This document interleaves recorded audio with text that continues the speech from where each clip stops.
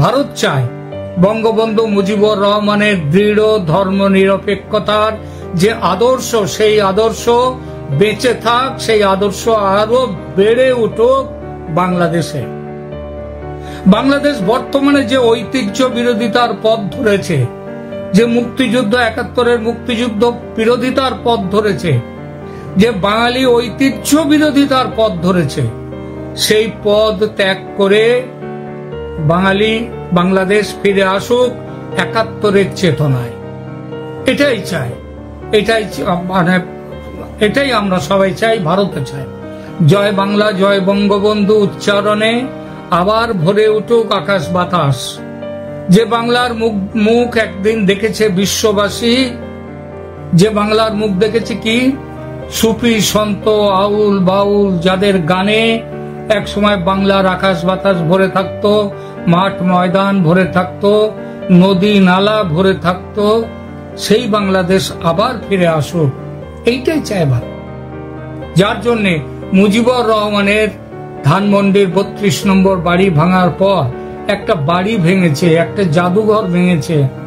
তার জন্য ভারত যে প্রতিবাদ, যে ভাষায় জানিয়েছে ইউনূস সরকারকে, তাতেই বোঝা যায় ভারতের শুধু ইন্দিরা গান্ধীর সময়ের নয়, আজকেও ভারতের সরকারের কাছে, ভারতের মানুষের কাছে বঙ্গবন্ধু মুজিবুর রহমানের চেতনা কতটা উজ্জ্বল, তাকে ভারত কতটা শ্রদ্ধার চোখে দেখে। আইএসআই ট্রেনিং চালাচ্ছে, এজন্য পাকিস্তান থেকে যে ট্রেনাররা তারা কিন্তু এসে গেছে বাংলাদেশে। সুতরাং ৭১-এর সঙ্গে এবারের পরিস্থিতির আরো একটা বড় গুণগত ফারাক আছে। সেবার পূর্ব পাকিস্তান থেকে বিপুল সংখ্যক মানুষ ভারতে চলে আসেন, হিন্দু মুসলিম নির্বিশেষে, হিন্দুদের সংখ্যা যদিও বেশি ছিল। তাদের মধ্যে থেকে মুক্তি বাহিনী তৈরি হয়। তাদের সংখ্যাটা কিন্তু কম ছিল না, ১,৮০,০০০ ছিল তাদের মুক্তি বাহিনীর সংখ্যা। এটা মেনে নেওয়া হয়েছে মোটামুটি ভাবে, সারা বিশ্বের যারা সমরবিদ তারাও মনে করেছেন। মার্চ থেকে ডিসেম্বরের গোড়া পর্যন্ত এই মুক্তি বাহিনী কিন্তু লড়াই চালিয়েছিল। সেবার ভারত লড়াইতে নামে, আগেই বলেছি, ডিসেম্বরের ৩ তারিখে ৭১-এর। এবার শুরু থেকে ভারত কড়া পাহারার ব্যবস্থা রেখেছিল সীমান্তে। ফলত শরণার্থী আগমন এবার অনেকটাই কম মানে প্রায় কিছুই নেই, সামান্য কিছু এসছে। এমনকি আগে যেভাবে বাংলাদেশ থেকে যারা অবৈধভাবে ভারতে যে মানুষ যত পরিমাণে আসতো, সেই সংখ্যাও বিপুল ভাবে কমে গেছে। ফলে বিক্ষিপ্তভাবে চলে আসা কিছু মানুষদের নিয়ে এবারেও মুক্তি বাহিনী তৈরি হয়েছে ভারতে। তবে ৭১-এর তুলনায় সংখ্যাটি আদৌ উল্লেখ করার মতো নয়। আরো একটি বিষয়, ৭১-এ পাকিস্তানের ৯৩,০০০ সেনা বাংলাদেশে ছিল, তাদের সঙ্গে রাজাকার ছিল ৩৫,০০০, দুয়ে মিলে ১,২৮,০০০। সংখ্যাগত বিচারে মুক্তিযোদ্ধাদের সেবারের সংখ্যার প্রায় সমান ছিল এই সংখ্যাটা। এবার পাকিস্তানের সেনা বাংলাদেশে যৎ সামান্য, কিন্তু দেশের ভেতরে রাজাকার ও তাদের সহযোগীদের সংখ্যা এবার অনেক বেশি। সুতরাং ভারতকে নিজেই উদ্যোগ নিয়ে মুক্তি বাহিনীর পথ চেয়ে, কিংবা বাংলাদেশ থেকে যারা বাংলাদেশের এই বর্তমান অন্তর্বর্তী সরকারের বিরুদ্ধে, অথবা স্পষ্টভাবে বলতে গেলে আওয়ামী লীগ, তার সহযোগী সংগঠনগুলো এবং বাংলাদেশের স্বাধীনতা মুক্তিযুদ্ধের ঐতিহ্যে যাদের বিশ্বাস, তাদের সংখ্যা এবার ভারতে ভারত যদি ওখানে তাদেরকে এগিয়ে দিতে হয় লড়াইতে, সেই সংখ্যাটা খুবই কম। সুতরাং ভারতকে নিজেই এবার উদ্যোগ নিয়ে পশ্চিম সীমান্তে ব্যস্ত রাখতে হবে পাকিস্তানকে, এবং একই সঙ্গে পূর্ব সীমান্তে বাংলাদেশও যা করার করতে হবে ভারতকে। ১৯৭১-এর মতো মুক্তি বাহিনীর উপরে এবার নির্ভর করা যাবে না, সে পরিস্থিতি নেই। এখানেই আসছে ভারতের অ্যাগ্রেসিভ হওয়ার পরিকল্পনা। কিন্তু এটা অজিত ডোভালের ৩ নম্বর অ্যাকশন প্ল্যান, লড়াইতে নামা। এটা তো ৩ নম্বর অ্যাকশন প্ল্যান। তার আগে আরো ২টো পর্যায় আছে, আগেও বলেছি তার কথা, এবারও বলি। প্রথম অ্যাকশন প্ল্যান হলো মোহাম্মদ ইউনূসকে বিদায়ের ব্যবস্থা করা। তার জন্য এটা হচ্ছে প্ল্যান। তার জন্য কি অ্যাকশন? সে অ্যাকশন অনেক কিছু আছে, তাকে বলে দেয়া হয়ে গেছে, আপনি এই সময়ের মধ্যে চলে যান, এইটা ডেডলাইন, এর মধ্যে চলে যান, না চলে গেলে আপনার বিপদ আছে, আপনাকেও আইনের মুখোমুখি হতে হবে, আপনারও বিচার হবে। আপনারা যেভাবে শেখ হাসিনার সময় বাংলাদেশে যত খুন ইত্যাদি হয়েছে সবকিছুর জন্য যদি শেখ হাসিনা দায়ী হন, তাহলে এখন যেসব খুনগুলো হয়েছে আপনার আমলে, তার জন্য আপনাকেও দায়ী হতে হবে। শেখ হাসিনা ভারতে চলে যেতে পেরেছিলেন, আপনি তো চলে যেতে পারবেন না, তাহলে ভারতের কাছে আপনি যাবেন না, ভারত আপনার খুব বন্ধু, যাবেন না ভারতের কাছে, তাহলে পৃথিবীর অন্য দেশ কে নেবে না নেবে জানি না, তাহলে আপনাকে থাকতে হবে বাংলাদেশে এবং বিচারের মুখোমুখি হতে হবে। সেই জন্য অজিত ডোভালের প্ল্যান মাফিক ইউনূসকে সময় দেওয়া হয়েছে মার্চের ফার্স্ট উইক পর্যন্ত, প্রথম সপ্তাহ পর্যন্ত। এর মধ্যে সিদ্ধান্ত নিন, গোছগাছ করে নিন, বিদায় হোক। এই বিদায় হতে গেলে আপনাকে স্বেচ্ছায় রাষ্ট্রপতির কাছে যান, পদত্যাগ পত্র দিয়ে বিদায় নিলে ভালো, নইলে আসবে সেকেন্ড প্ল্যান। সেই সেকেন্ড প্ল্যানটা কি হলো? সেটা হলো যে আপনি পদত্যাগ পত্র দিয়ে বিদায় হলে ভালো, নইলে আসলে নামবেন সেনাপ্রধান ওয়াকারুজ্জামান।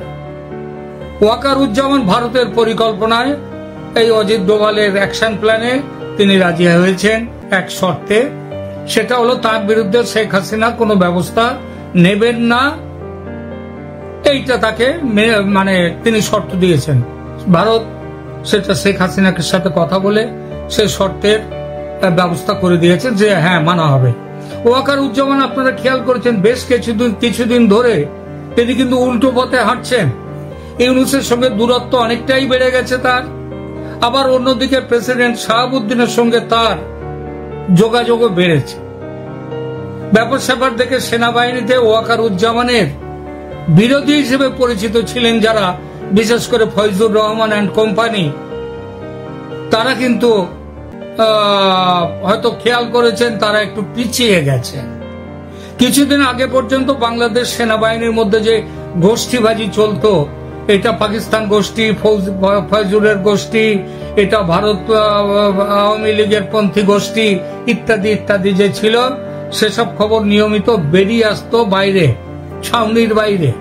সেটা এখন আর আসছে না। এর একটাই কারণ, সব গোষ্ঠী বুঝেছে দেশের ভবিষ্যৎ এখন ইউনূসের হাতে নয়, পাকিস্তানের হাতে নয়, চীনের হাতে নয়, বাংলাদেশের ভবিষ্যৎ এখন ভারতের হাতে, মোদির হাতে। সুতরাং এরপরেও যদি সেনার তরফে কেউ যদি উড়তে গেলে তার ডানা ছাঁটা হয়ে যাবে। তো যেটা বলছিলাম, ফার্স্ট স্টেপ ইউনূসের স্বেচ্ছা বিদায়, তাকে অফার দেওয়া হয়েছে পদত্যাগ করে দেশ ছাড়ার। তিনি রাজি না হলে সেকেন্ড স্টেপ ওয়াকারুজ্জামান তাকে ধরে নিয়ে আসবেন, তাকে হয় ভেতরে ঢুকিয়ে দেবেন, উপদেষ্টা পরিষদ ভেঙে দেবেন রাষ্ট্রপতি, ক্ষমতা নিজের হাতে তুলে নেবেন রাষ্ট্রপতি, দেশব্যাপী কারফিউ জারি হবে, সেনা ছড়িয়ে পড়বে। এবার বাইরে এক দুজন বেরোতে গেলেই তখন গুলি চলবে।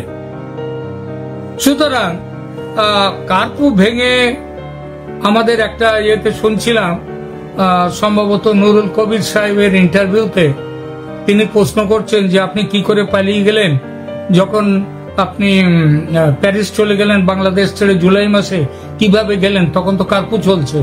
তার উত্তরে তিনি বলেছিলেন আমি কারফিউ ভেঙে চলে গিয়েছিলাম। হ্যাঁ, কারফিউ ভেঙেই যেতে হয়েছিল।